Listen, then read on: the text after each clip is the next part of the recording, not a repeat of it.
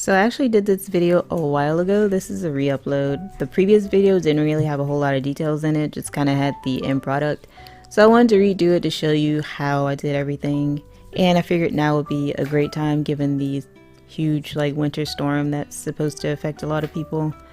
So I figured now is a good time for some butternut squash and carrot soup for the fall, even though a huge winter storm is coming. I don't know. Anyway, I started out by cutting down some onions and adding that to a pot with olive oil and mincing some garlic and adding that as well.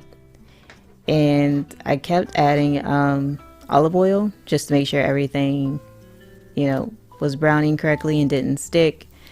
I seasoned as I went along with some pepper, some salt, some garlic powder, onion powder, a little paprika, I believe.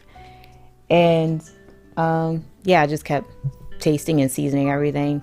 And I was super excited that I found this huge butternut squash. I figured it was big enough to feed 3 people because I did not have a lot of carrots. But anyway, I kind of just did this as I went along. I added some fresh rosemary to the pot as well. I started to grate my ginger, or I tried to anyway. It didn't work out so well, so I ended up mincing it and adding it to the pot. And then I went ahead and started cutting down my butternut squash. It was kind of an odd shape, so it took me a little bit to figure out how to exactly peel it and cut it, but I got the hang of it after a while.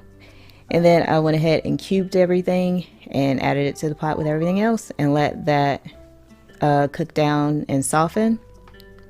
And then I transferred everything over to my Dutch oven. You're going to see that in a bit, which I was super excited about because I really don't get to use it as often as I like.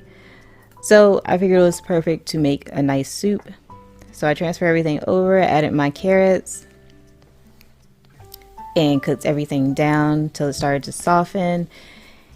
And I kept seasoning. Make sure you actually taste everything as you go along. It's super important whenever you're cooking anything. Don't just go by the recipe. Definitely taste it to make sure you actually like the way it tastes, because you might not like as much salt, or you want a little less, a little more, So then I added about a quart of vegetable broth and covered that and let that cook down until everything was tender, especially the butternut squash. I kind of wanted to make sure that was definitely tender before adding it to the blender.